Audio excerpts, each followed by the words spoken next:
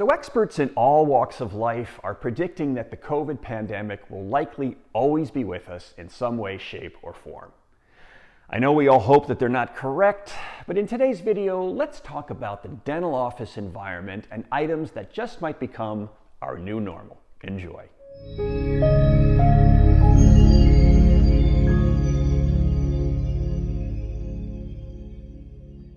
Well, hello again, folks, and welcome back to another Dentistry Made Simple video. My name is Dr. Kenneth Goods, and I'm a retired dentist from the state of South Carolina here in the U.S.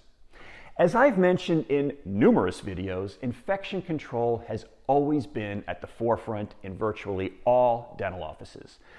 But there's no denying that dental practices and their patients' awareness has increased significantly as a result of the pandemic. But today, I wanted to take a brief moment to discuss how things were before and during the pandemic, as well as project what things may look like moving forward. First up is patient screening. Now, before the pandemic, this was pretty much non-existent or limited at best.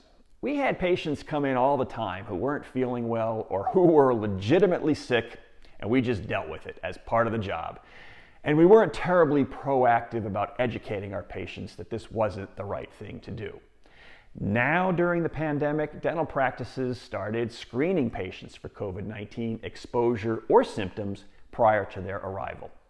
Anyone who disclosed exposure or symptoms were told to reschedule. In the future, expect to see patient screening continue, although with an emphasis more on exposure than symptoms, since a number of patients who test positive for COVID have few symptoms. Next up is employee screening. Again, this one was pretty weak, as staff members usually fought through most bouts with illness, either because A, the practice needed them, or B, they likely needed the check.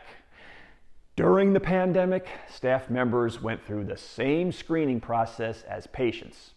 Depending on the state, dental offices were requiring staff members to get vaccinated or at least disclose their vaccination status. I made a video on vaccine mandates in the dental office, which I'll link to here. I think you may find it very interesting.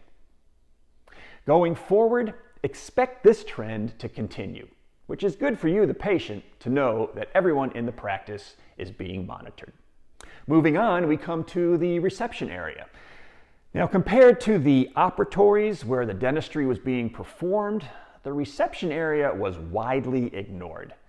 Most dental offices, including mine, were focused on making this area a relaxing and calming environment with comfortable chairs, a television, hot and cold beverages, and such. Social distancing wasn't on anyone's radar.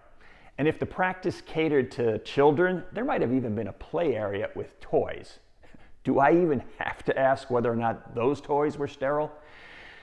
During the pandemic, the spotlight was now very much on the reception area. Chairs were spread out. The magazines were gone. In fact, most dental offices asked you to call the office upon your arrival and stay outside until it was time for your appointment. Going forward, things might actually return to a semblance of normalcy in the reception area. Most people are getting vaccinated and antiviral pills are being introduced, which claim to lessen the severity of symptoms for those with COVID. But all it takes is a spike in cases in your area or a case in the office, and we're right back to where we started. Fingers crossed. Now let's talk about the room where you have your dentistry done, the operatory. Folks, let me emphasize again that sterility and disinfection protocols were always being followed before the pandemic.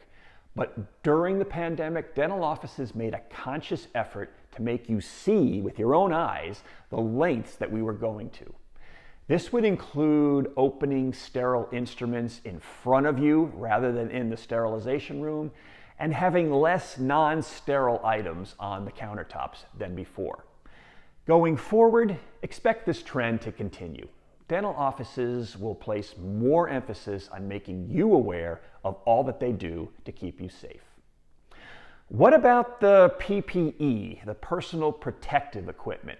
Well, Here, dentistry was always very strong. You're probably very used to seeing the doctor, hygienist, and assistants all wear masks, gloves, and gowns maybe.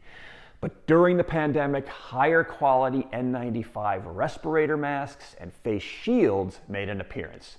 And going forward, those items are very likely here to stay.